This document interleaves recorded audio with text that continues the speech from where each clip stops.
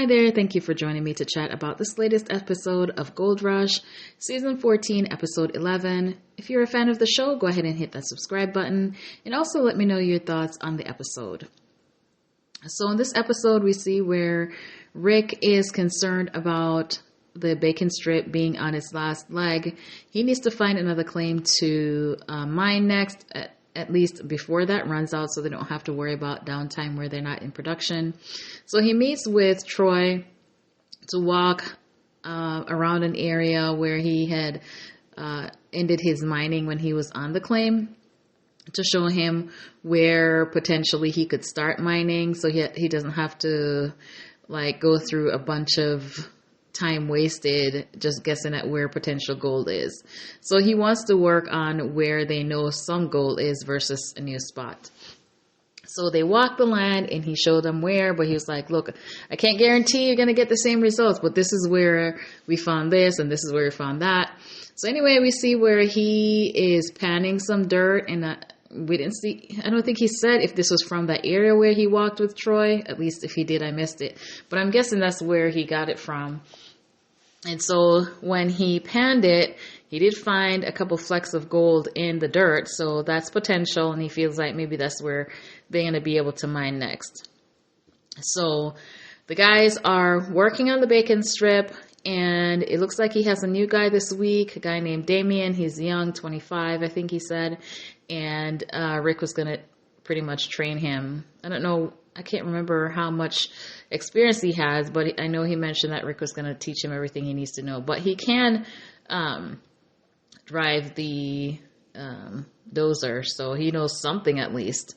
So we have two new guys. I think Trey's only, a few weeks old. Maybe this is his second week. And so now we have this new guy.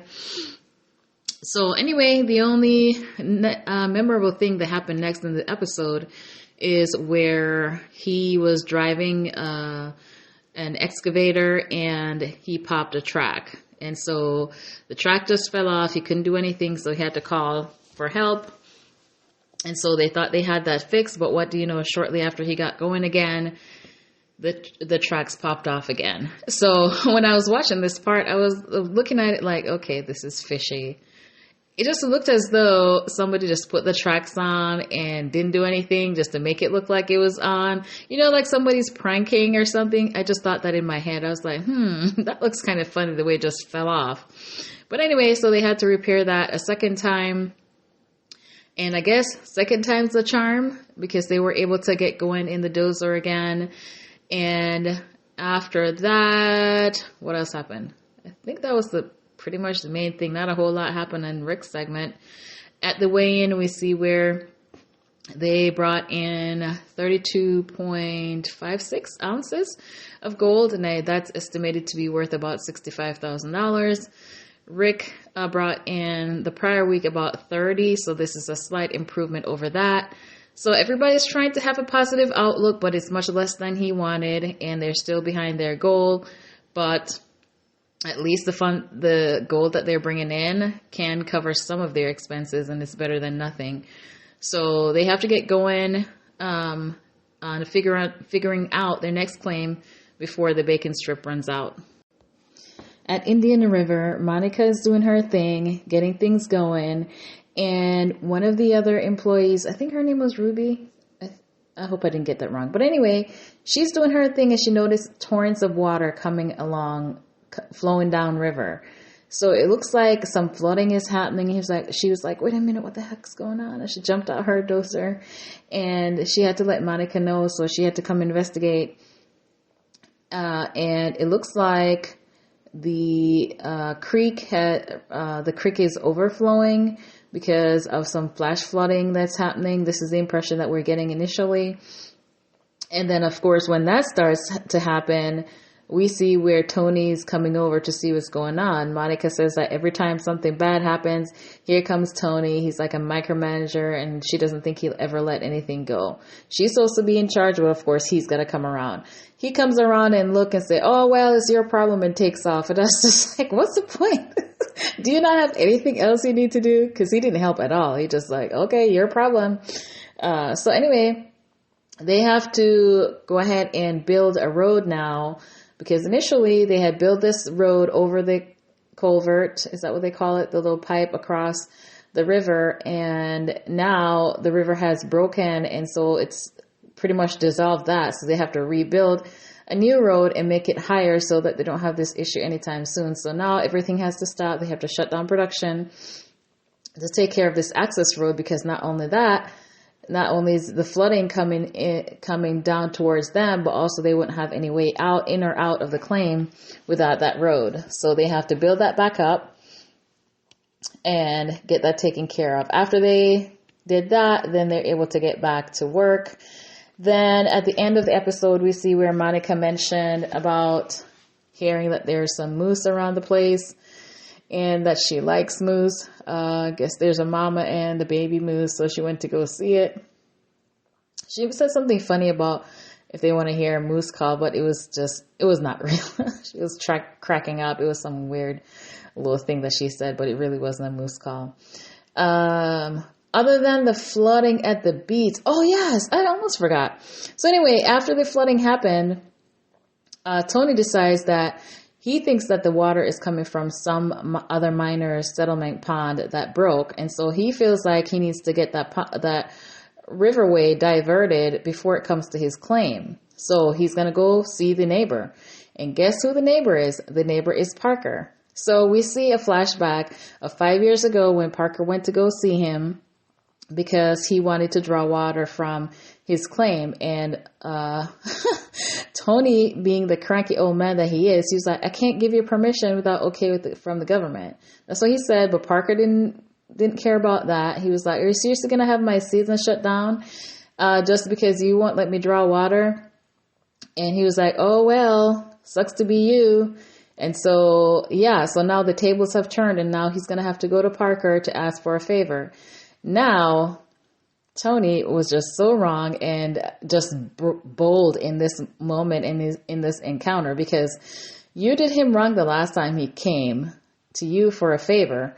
Not only did he not apologize and say, hey, I need a favor, man. I know the last time we had to talk about something, I was kind of crap to you, but I really need you to do me this favor. He didn't apologize, no nothing. He just told him, oh, this water is coming here and I need you to divert it and this go there and this go there.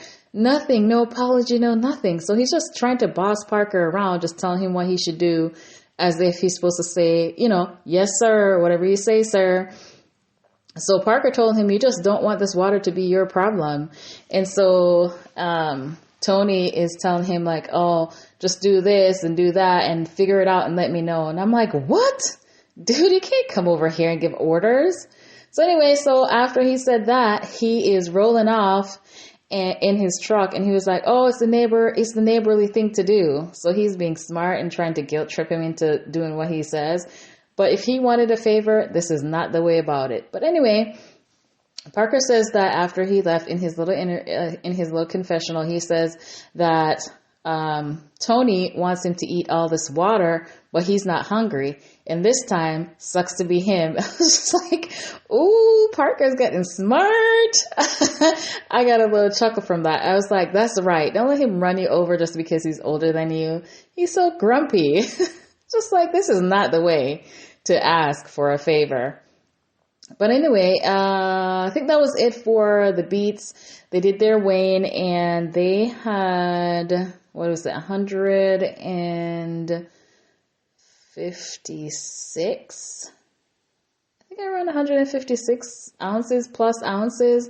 And we're not told by the narrator how much this is worth.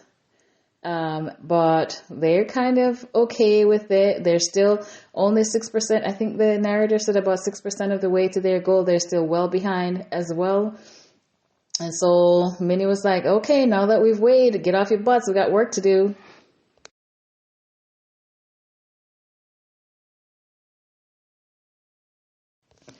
Correction, the Beets' weighing was 161.94 ounces for the week.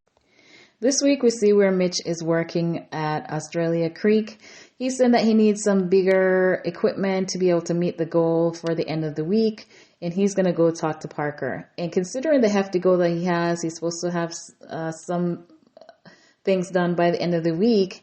he says he has one of the smaller dozers, and you would think that, considering that he's a small one-man operation, I think he was the only person there that they would give him the larger equipment so he can move more, considering he's the only guy, but he has one of the smaller ones. So he says he needs to go talk to Parker about getting, more firepower, basically.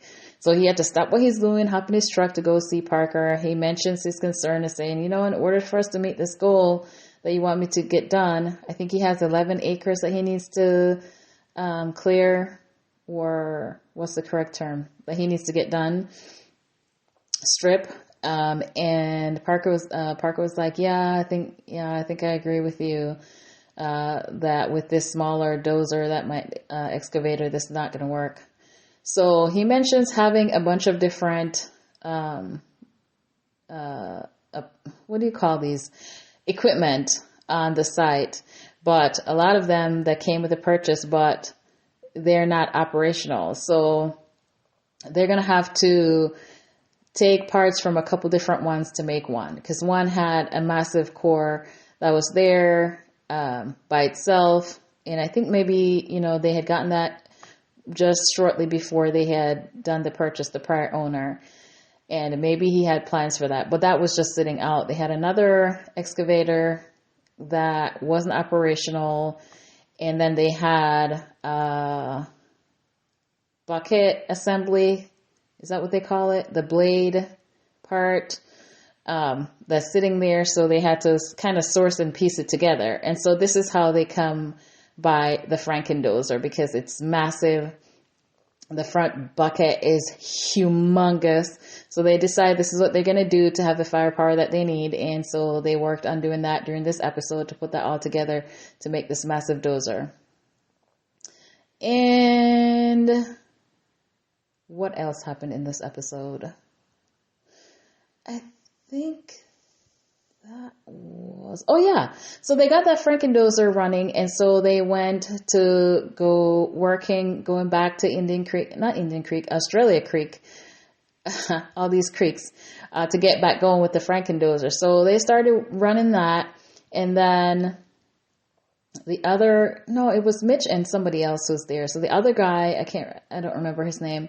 He was running that. And so he called Mitch to let him know, like, he's getting some kind of an error message on the screen, something to do with the engine. And so Mitch had to go look at it, and he was like, he's inspecting everything and he doesn't find any problems, but he feels like, the system is, figuring that there's a problem.